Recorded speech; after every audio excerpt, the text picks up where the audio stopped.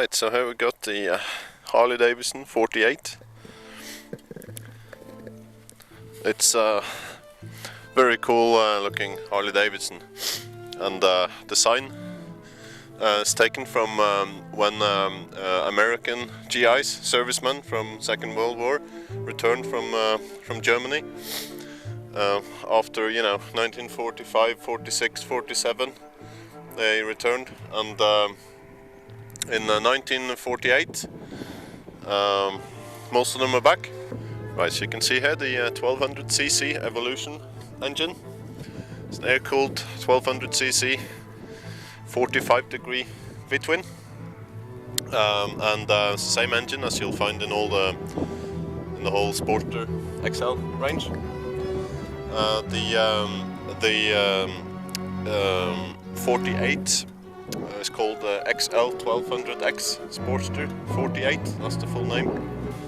You can see down here the foot pegs are mounted forward. The riding position on this bike, along with the handlebar, which is short, sporty, sort of drawn towards your body. All that creates a sort of clamshell riding position. When you ride this, it's just a really cool riding position. But if you're going touring for hundreds of miles, then this is not the bike.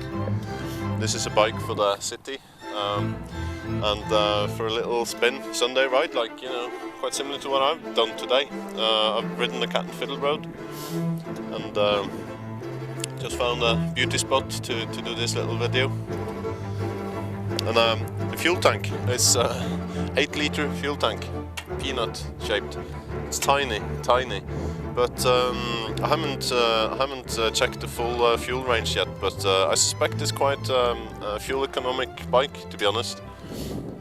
So we shall see. There's a single seat, solo, room for one, and the mudguards, both front and back, have been bobbed. Bobbed, that means you get rid of as much material. You just keep the minimal, just what you need to keep the worst grime of the engine and that sort of stuff. And it's all done to sort of save weight. That was the original thought in 1948. So you'd buy a standard Harley-Davidson and you'd bob it.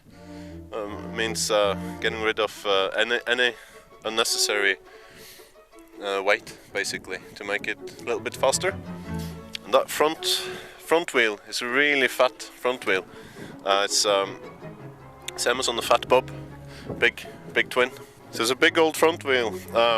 Compare the 48 to the Nightster, which has got a tiny, slightly large front wheel, large in diameter, but sort of skinny. It sort of the front end is quite unusual feeling. Same on the Fat Bob. It's sort of slows down the steering a little bit, so you lose a little bit of agility compared to something like the Nightster. And front suspension is a bit weird as well. I haven't sort of worked it out properly yet, but it's a bit harsh. If I hit the bump, it's sort of really tempted to say it feels like it's no suspension at all.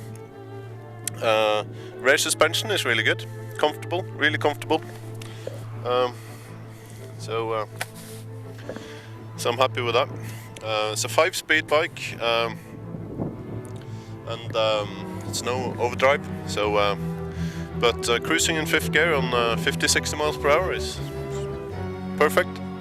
Engine really enjoys that area. So it's a Harley Sportster, but it's still not, they're not the fastest bikes on the road.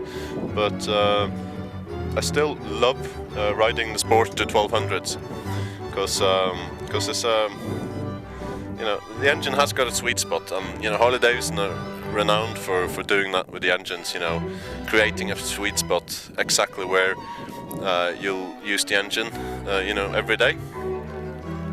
So I love it for that, and also the 48, I really do like that riding position. Might be uncomfortable for touring, but you know, you wouldn't buy this for touring. You buy this for city center stuff. Same reason you'd buy a Ducati Monster. Obviously the Ducati handles a lot better, it's lighter, faster. However, that's not the point. You know, this is a major fashion statement, and I think Harley-Davidson has got this one right. I love it. I like it a lot more than a Nightster, and it's basically all down to the style and riding position. So you know, forward-mounted foot pegs is you know, unusual, but comfortable enough. Another quite special feature about the 48 is the mirrors mounted on the handlebar but underneath. But due to the sort of clamshell riding position, they're actually in a really good position. It's no problem to use them. As soon as they're adjusted, it's you know, just as good as anything else. Apart from, you know, full-on sport touring sort of type mirrors.